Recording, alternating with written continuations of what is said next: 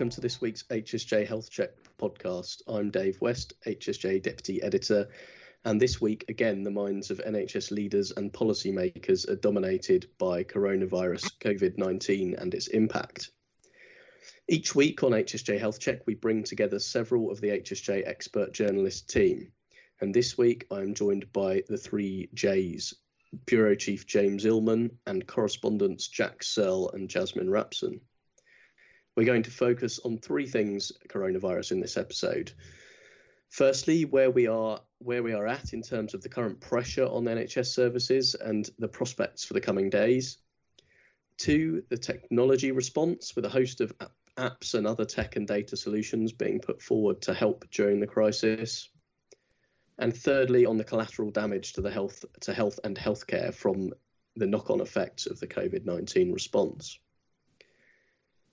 So firstly, let me start with Jack and this question of the numbers. Jack, you've been playing a bit of a role for us of numbers and charts man during this outbreak and keeping an eye on the figures in particular over the last, having a look at the figures in particular over the last couple of days on cases, deaths and hospital admissions related to coronavirus. So can you give us your reading of the latest situation?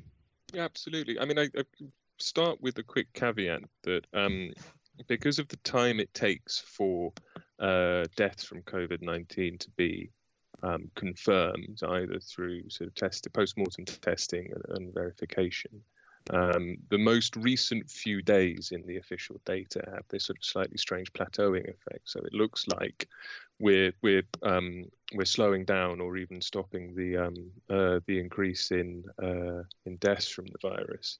But I think as time goes by, we'll see those numbers start to creep up and the rise to continue certainly over the next few days or week. But it comes no surprise to anyone that London, obviously, has been the absolute hottest of hotspots thus far, with the vast majority of the cases. But interestingly, when you break that region down into its STPs, you can see that the west of London, both northwest London STP and southwest London STP, are kind of leading the pack in terms of most deaths from the virus per 100,000 people. Interestingly, southwest London highest fatality per capita, compared with the northeast London STP, which has southwest London, leafy green suburbs, northeast London characterised more by high areas of deprivation and some of the areas of the capital with the oldest patient population, so you would assume might be more vulnerable to the virus, but doesn't seem to be the case as yet. Any sense of why that might be? And I saw just today, I think Northwick Park, northwest London hospitals where they've had a very large numbers of deaths is kind of pointing to or highlighting their vulnerable and that kind of similar population as potentially part of the reason. So it's very early stages for any proper analysis, but any sense of why that difference is? It's not yet clear, and I think that the outer London boroughs have been more heavily affected in terms of deaths. Certainly, in terms of London North West Hospital Trust, University Healthcare Trust, as you say, which runs Northwick Park, Kingston, King's College in the south, and you see areas of population with higher instance of long-term conditions, older people, those factors in the outer boroughs. But as I say, outer northeast London shares those characteristics, and as yet has been appears to be less sort of heavily affected. But I mean, if you also look at Birmingham, the Midlands region, which is the other most heavily affected part of the map, and you look at that at an STP level, it's very much Birmingham, Solihull, and the Black Country that have been most affected. So it may well actually be that the driving factor is less sort of relative deprivation or comorbidities, but also just high concentration of people living in a small area, the population density rather.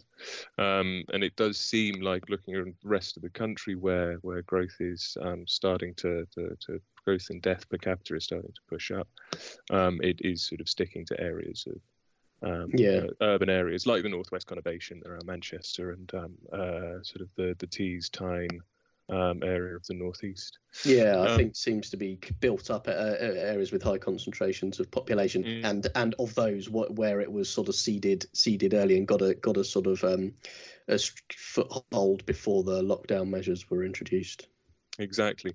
But what's also interesting was last night we got some data out on the number of hospitalizations and then also critical care bed occupancy, and the chief medical officer saying that the growth in hospitalization has been more linear than exponential. So it's not doubling as quickly as first have been anticipated, and it appears to be flattening.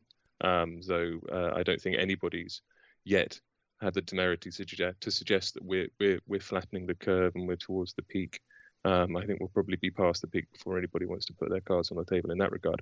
But what this data does show is the delay factor between the number of hospitalizations, the critical care bed occupancy, and then the deaths. So whilst we may be seeing hospitalization sort of gradually flattening, we may see the critical care bed occupancy seemingly flattening. It's likely that the deaths will continue to rise because people spend a long time in critical care before they're either happily recovered or unfortunately succumb to the virus. Okay, and on that point you made about deaths, the reporting delay in deaths figures, so figures for recent days rise slowly. There's been a broader question around about the kind of honesty and reliability of reporting of deaths from coronavirus, questions about the reporting of out of hospital deaths in mental health, in various other scenarios, and the fact that they do continue to be reported a number of weeks after they took place often. Do you think there's sort of something iffy going on, basically? Do you think there's some kind of systemic problem with the way they're reported?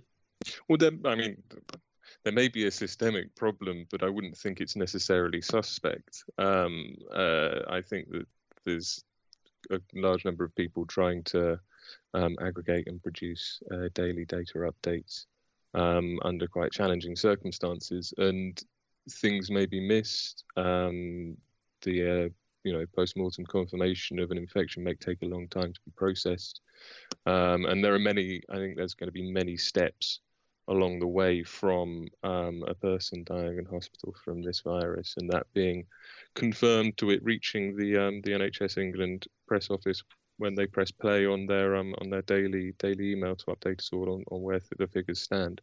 I think the process has adapted and changed over time, and the NHS is now publishing daily spreadsheets instead of just putting out an email. So there may be systemic issues, but I would veer more towards cock-up than conspiracy on that front. What about, I'll come to James in a minute on this as well, because he's written something about this in relation to London this week. But Jack, first, what's your which you've talked about the fact that hospital admissions and critical care admissions appear to be flattening a bit or increasing at a not exponential rate, at least. How under pressure, how full is the NHS? Because clearly we're hearing stories and absolutely honest stories of the intense pressure and that services in some areas are in, but sort of as a more general view, how full is the NHS in different parts of the country? Well, we're told that it's there is still excess critical care capacity, and we haven't yet reached a point where, certainly in the capital and elsewhere, the beds are overflowing. But then we also hear instances of kind of care rationing decisions having to be made on clinical bases that would suggest that there isn't sufficient space for all of the patients coming towards a doctor in an ICU. I guess it must be variation around different trusts and different hospital sites at any one particular time. I mean, I know of a hospital in the Northwest, which is nominally paediatric, but it's now taking in adult patients. there's other instances around London where the capacity is nearly breached, but then then isn't. So it seems for the time being there's still excess, but I guess we'll have to see over the coming week whether that gets breached, or whether this flattening as it appears in the data means that we stay under that crucial threshold of total capacity of ICU. Okay, thank you. And James, what's your impression, having written about the situation in London, and in particular the London Nightingale Hospital this week? Yeah, I mean, it's a really, really tough one for policymakers, and there's to a sense they're damned if they do and they're damned if they don't. But just going back to the start, the London Nightingale, when it was being conceived, was which was only a matter of weeks ago, not barely that, was at a time where there was this real concern that London's ICU capacity could be completely overwhelmed. So they went for a model which is more based on providing, so 3/4 of the beds, around 2,900 intensive care beds, are intensive care beds, and then 700 are step down beds. So far more focus on ICU than step down capacity. Now, over the last kind of week or so, sort of system leaders have started getting very concerned about the amount of community care capacity. Then we saw the Birmingham and the Manchester Nightingales evolve, and they had the benefit of, first of all, seeing how London had built its model and the kind of knotty questions that they had to answer. And then also they had the benefit of the fact that, in Birmingham, it's obviously a hotspot now, but they just had a little bit more time than London. And they have focused far more, Birmingham and Manchester, as being providers of step-down care. So there's been a growing sense among a lot of senior people in London that maybe the London model needs to evolve more that way as well. So Chris Whitty has become fond of saying, and rightly so, during the daily press briefings, that if we end up in a situation where we have more ICU beds throughout the outbreak than we absolutely need, then that is a success. I spoke to a senior NHS England figure who kind of echoed that sentiment just before we were publishing the piece, and said that the Nightingale hospitals are, he described them as insurance policies, and said that they were aware it's an extremely dynamic situation, but if the capacity is there but not needed, then that is a good thing.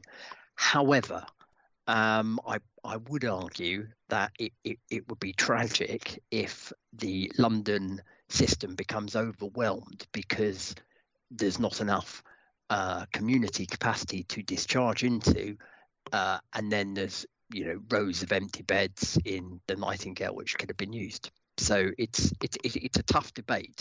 Also other regions, because we talked last week about how this is the features of coronavirus and the response to it is a highly regionalised thing. But having put the integrated intensive care capacity into Nightingale, ventilators and staff and so on, other regions are looking at that and thinking, how's this going to play out for us with all that intensive resource going in there? Now, so far, again, promisingly, it looks like, as Jack said, the outbreak is most intense in London and the West Midlands, Birmingham and Black Country in particular, and other regions will hopefully avoid the worst of it. But if not, then it becomes a much more complex regional picture. But what about, finally, James? What's the current state of play?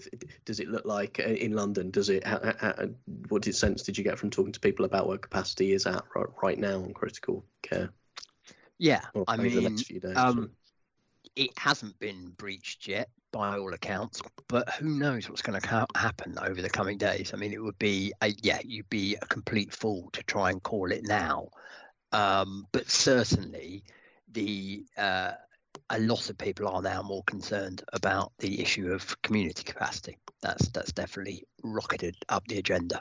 But yeah, I mean, calling what's going to happen in the next sort of few days, especially in the coming weeks, no one wants to do that. Sorry. Yeah, go for it. Just ask a question, because I'm just thinking, when looking at cases per capita rather than sort of deaths or hospitalisation,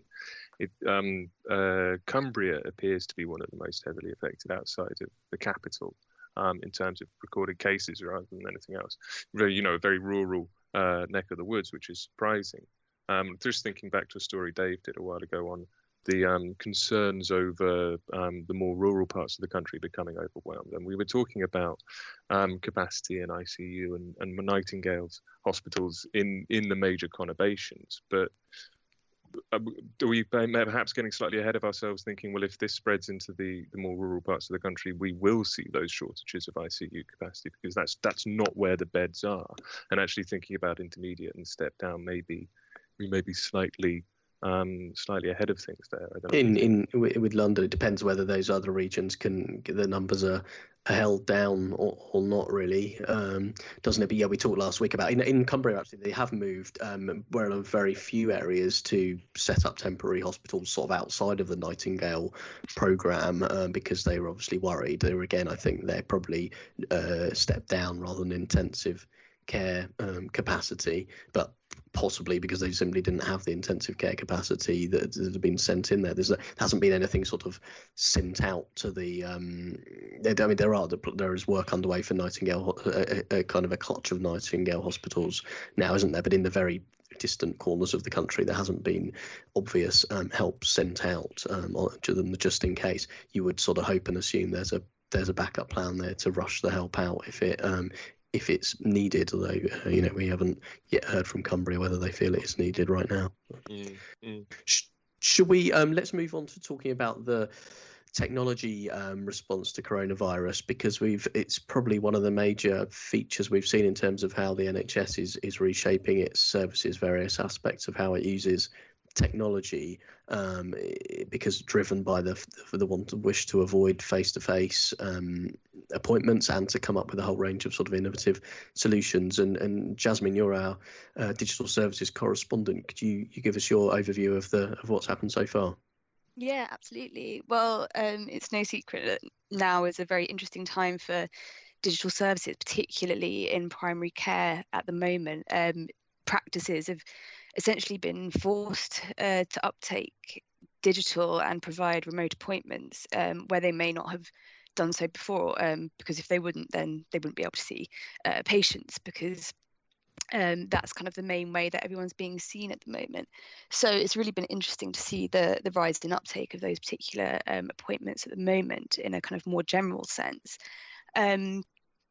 Also, I mean, it will be interesting to see as well just how practices who haven't taken on digital appointments, how their patients are currently coping at the moment. And there's a bit of a question mark that hangs over that at the moment. So that's a kind of particularly interesting aspect of things. Speaking more specifically to what we've been covering this week, there has been quite a large uptake in NHS trusts who are using technology and apps to pay their staff on the same day they get paid. And this sounds like something that's being offered to all kind of members of the workforce on various bands of pay. However, it sounds like it's being adopted and promoted with the kind of staff on more lower bands of pay in mind, to support them if their households are becoming particularly financially vulnerable during the current coronavirus crisis. So, I mean, that was something that was used in trusts, or some trusts, before, but it wasn't so widely recognised, I don't think. So that's a kind of more slightly interesting aspect of the way trusts are trying to support their staff throughout the way it's sort of accelerating some kind of methods of workforce management and incentivising work and making it easing the situation for some of their staff. Jasmine, in relation to 111, which is presumably the biggest NHS single sort of digital / telephone service, and they're seeing, unsurprisingly, a massive surge in demand as people are told to stay at home and ring 111. How's it playing out for that service so far? Well, like you said, the 111's being inundated with calls at the moment, but also they've set up the coronavirus online system where you can check your symptoms and you get advice, which a lot of people are being directed to at the moment. I specifically was told by a doctor friend of mine that it's always best to go online at the moment because the phone lines are being so overwhelmed.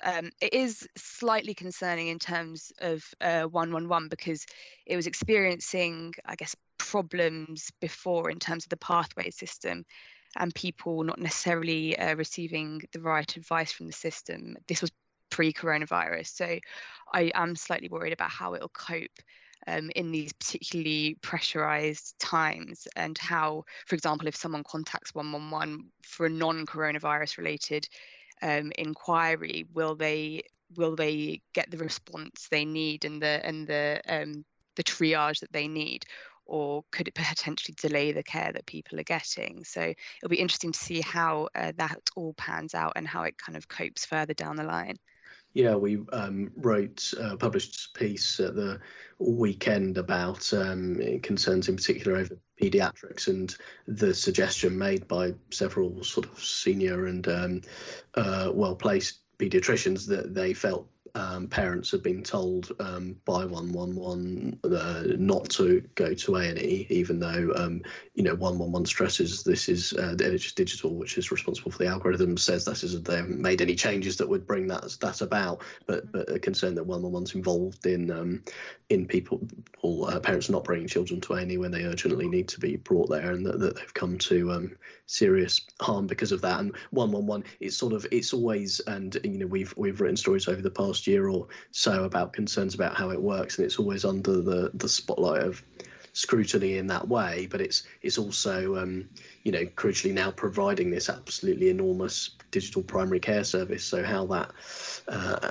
successfully it can do that, I mean, if it's done in a relatively successful way along with all the other digital primary care, it would be quite a big sort of something they would see as something they want to continue in the future, I guess. Yeah, absolutely. Well, it's a hugely important service at the moment, and I know that they've been drafting in GPs to kind of work in the call rooms as kind of provide additional support for the call handlers who aren't actually medically trained, and that's kind of some of the problems that have been raised in the past. So there is definitely work going in there, and they're drafting in as many people as possible to help. So hopefully it'll be as successful as it can possibly be, and we can take away from the way it's been handled kind of post-coronavirus to improve the service more generally. And what about one of the most high-profile digital technology providers for the NHS, Babylon? Yes. They've seemed to have been a little bit lower profile during the coronavirus response, really, so far. Are they up to anything? Yeah, they have. So Babylon, it was officially announced this week, but it was actually covered by one of our colleagues last week, I believe. Babylon's created this deal with Royal Wolverhampton Trust and University Hospitals Birmingham, I believe, to create this coronavirus care assistant, which the idea is to essentially take strain off of the NHS and provide patients who are self-isolating at home with information about their condition, answer any questions they have. It has a symptom checker and that kind of thing. And they've been quite quiet over just how many trusts they plan to work with on this. I know they were already working with Birmingham on a kind of variety of other things to begin with, but they won't say exactly how many more trusts they're going to work with on this. So it would be interesting to see how many other trusts are provided with this particular capability. But we know that Babylon kind of already provides a lot of remote appointments anyway, so I guess this is their way of trying to enhance that service. So yeah, it's interesting, definitely, to say the least.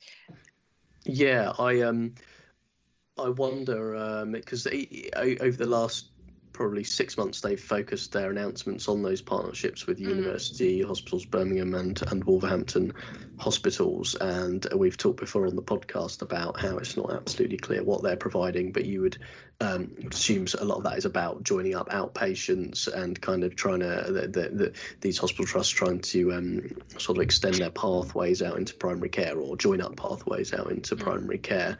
And outpatients is obviously a big being hugely affected by coronavirus, because a lot of that's because it was among the first of areas where the NHS has said these appointments are not happening face to face in many cases now. So lots of people and outpatients are, aside from primary care, are the busiest area of the NHS in a sense. So many millions happen on an ongoing basis. We have less insight, I think, in terms of data on what's actually happening in outpatients. Anecdotally, lots of people trying to move to phone calls and video, but I think it's too early to say quite whether that's happened in a successful way. And of course, again, the NHS was just sort of setting out really on its latest drive to try and reduce avoidable outpatient appointments and move them to video where it can. A project which had not really got off the ground massively so far, despite some sort of promising one-off examples. But so we'll be interested to look over the coming weeks at whether that's made much progress.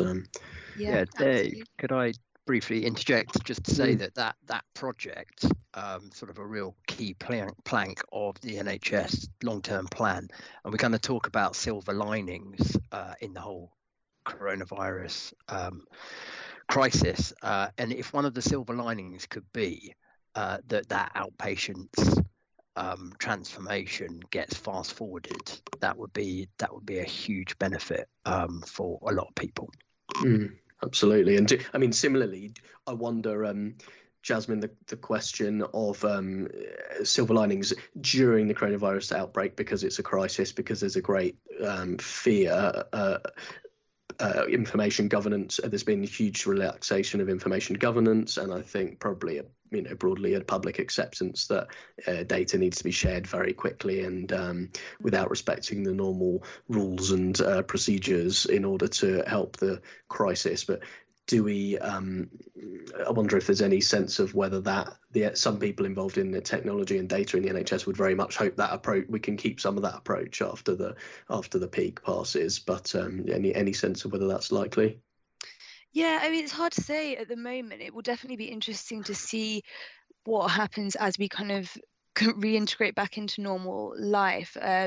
I know that, in kind of other aspects, doctors have been told that it's okay if they use things like WhatsApp, and it would be interesting to see how data is used to kind of aid and support the coronavirus response and get in as much information as possible to support people. So kind of like I said earlier, we might be able to adopt different ways of learning from this. I don't think it will kind of go back to being exactly, or we'll go into normal life and everything will be exactly the same as it was, because we've had to adopt really kind of new and speedy ways of working, and it'd be naive to think that everything is going to work completely seamlessly.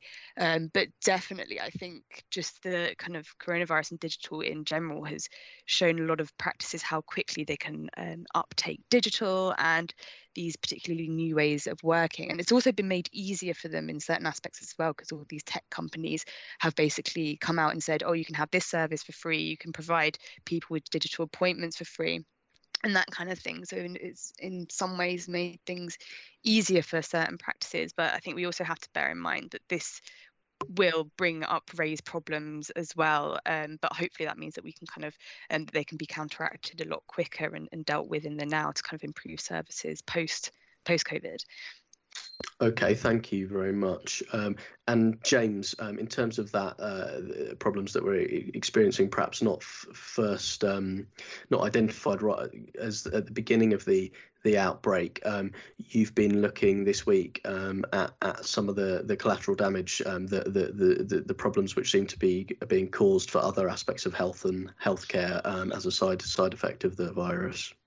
Yeah, so we reported last weekend that there were kind of growing concerns at the top of the NHS that the unintended consequences of focusing so heavily on tackling COVID-19 could actually do more harm than the virus itself. So that's how serious a problem we are talking about. Official data published today, which I'll come on to shortly, but that's prompted both the Royal College of Emergency Medicine and also the Society of Acute Medicine to come out and really raise concerns about the issue of patients who don't have COVID. So Nick Scriven, the immediate past president of the Society of Acute Medicine, said that clinicians have been raising concerns over the past few weeks about people with a range of conditions, pneumonia, heart attacks, strokes, blood clots, not seeking help soon enough. And obviously that's in part due to the fact that the NHS is so focused on COVID, but also because the public is so focused on COVID. So people don't want to come to hospital, A, because they're scared of catching coronavirus in hospitals, and B, because they are rightly, broadly following the advice to stay at home. So, and we know that the NHS has suspended elective work, apart from in a few selected cases. That's for 3 months initially, but it could be extended. We've seen hospitals repurposing theatres as COVID wards, ventilators being used for COVID patients, which means they can't be used for non-COVID patients. So all of these things have a knock-on effect. It would be, this NHS England, the Royal Colleges, everyone is very cognizant of this. So NHS England has tasked its analysts with an incredibly challenging project to identify patients who may not have the virus but are at significant risk because of their conditions. So that whole project is ongoing, and there's a real sense that it can't be a linear thing where the NHS goes, right, first of all, we're dealing with coronavirus, and then we're dealing with the other stuff. Everyone is very aware that the work has to happen simultaneously, because the data is already showing that people aren't turning up to A&E when they've got heart problems. So the national A&E data that was published today was incredibly striking. It showed that attendances in March, so bear in mind the lockdown kicked in around 24th of March, decreased by 29.4%, so nearly a 30% decrease, to the lowest number of attendances reported since the collection of this data began. That is even more remarkable when you think that the trend for a long time has been of growing both attendances and admissions. Admissions were also down by 23%. So again, incredible figures, and people are very rightly concerned about all these patients. And we know that for many years to come afterwards, we're going to be dealing with the fallout of COVID-19, both in terms of health terms. There's the whole mental health aspect as well. And Dave, I think you've taken a look at the IFS report, which kind of brings in the economic aspects as well, and some in terms of sort of bringing it together with health. Yeah, apologies if there's some background hoovering noise, by the way. I said that IFS put out a report today which raises some important issues. I don't think sort of finally surprising conclusions based on the fact that they're saying that essentially people who use the NHS more, i.e. older people and more vulnerable people and people who tend to be more deprived and have more underlying health conditions, are going to be affected more by the disruption in the NHS, which is sort of, in a sense, unsurprising, and also highlighting the health damage that will be done by to people who are hit economically by losing their jobs and things is also going to be skewed towards poorer people and then potentially older people as well. So it's sort of unsurprising, but raising this important question, the NHS, is and associated people are grappling with about equity in all this, and it goes to the heart of some of the kind of ethical questions that are the coronavirus and the response have thrown up about, because it's essentially giving us prioritization decisions, isn't it, which always exist in health and healthcare, about you have a limited resource, and now resource is even more limited than it was before. How are you going to use that limited resource? And coronavirus has also sort of made a lot of thinkers in newspaper columns and things think about equity and ethics, and are we all being brought together in all this, or are we, or is it highlighting our differences? So the NHS will and healthcare is very much at the centre of that, because it will have to choose, as you say. There are, there's an interesting chart out there of sort of 4 waves of healthcare demand and challenge from coming from coronavirus, and we've only really started on the first. It started to confront the first wave of peak of acute demand, but there's much beyond that, and it does give the NHS an opportunity to think about, well, what is it going to prioritise? Is it going to prioritise equity, and how does it approach that? I mean, on this issue in particular, James, what we don't know, in fairness, yet, is, some people have highlighted, is the issue of A&E attendances and admissions. There will be potentially some people who would have got sick who are not getting sick because for one, people are not going around to spread coronavirus because of the restrictions. Yep. They're also not going around to spread other infectious diseases, which are a big part of healthcare demand. There are, fewer people, very few people going on sort of nights out, doing sports, which can cause injuries, all that sort of thing, and also even some kind of aspects of heart and stroke could potentially be affected, although that seems very seems unlikely to account for the kind of reductions we've heard about in heart disease and stroke admissions. But we don't, the challenge, I think, back is, well, actually, people are concerned partly because they're suddenly seeing all their patients disappear, and that's not entirely necessarily a bad thing. Is that fair? Yeah, that's fair to a point. So that 30% figure definitely needs a lot of dissecting, which we can't do yet because we don't have the data. But there is no doubt that a big chunk of that will be people who should be there who aren't, and that's incredibly worrying. And as we said, it covered a lot of different groups. We haven't spoken about diabetes, we haven't spoken about cancer or dementia. And I just, one point I did want to add in as well was although these problems are going to go on a long time, in the kind of immediate process of trying to get some of these patients to go to hospital, I think we're going to see the charities and the patient groups really mobilise. We're going to need. I think there's been some public awareness campaigns already launched by a couple of them. But yeah, we'll see the NHS working with the big charities, people like National Voices, to try and raise awareness about this issue and kind of cut through all the COVID in the news and say, if you don't have COVID but you do have a long-term condition, then really make sure that you're prioritising that.